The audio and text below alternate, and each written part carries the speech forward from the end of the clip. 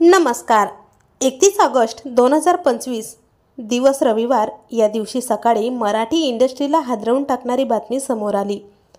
लोकप्रिय मराठी अभिनेत्री प्रिया मराठे हिचे पहाटे दुःखद निधन झाले. तिचे निधन हे कॅन्सरसारख्या गंभीर आजाराने झाले. वयाच्या अवघ्या 38व्या वर्षी तिने या जगाचा कायमचा निरोप घेतला. तिच्या मृत्यूची बातमी ही तिच्या असंख्य चाहत्यांसाठी एक मोठा धक्काच.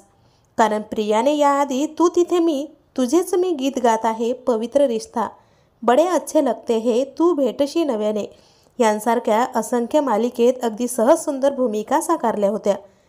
तिचे लग्न हे अभिनेता शांतनू मोगे याच्याशी एप्रिल 2012मध्ये मोठ्या थाटामाटात पार पडलं. प्रियाने लव्ह मॅरेज केलं, मात्र लग्नाला अवघे 13 वर्ष उलटूनही तिला मूलबाळ होऊ शकलं नाही. आजच्या युगात कलाकार हे मूलबाळ नको असं म्हणतात, कारण मूलबाळ झाली की करिअर थांबतो असे त्यांचे मत आहे.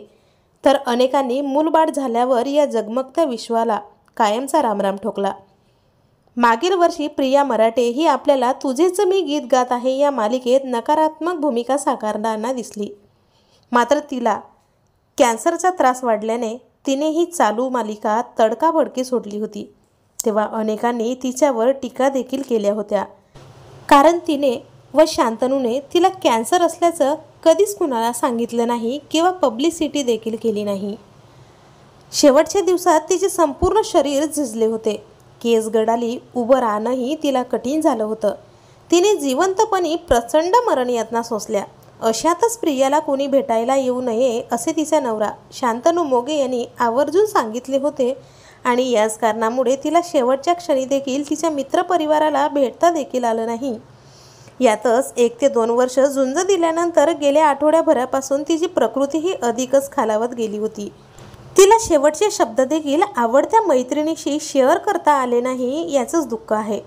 मात्र काल तिची मृत्यूशी सुरू असलेली ही झुंज अपयशी ठरली व प्रिया ही आपल्या सगळ्यातून कायमची निघून गेली.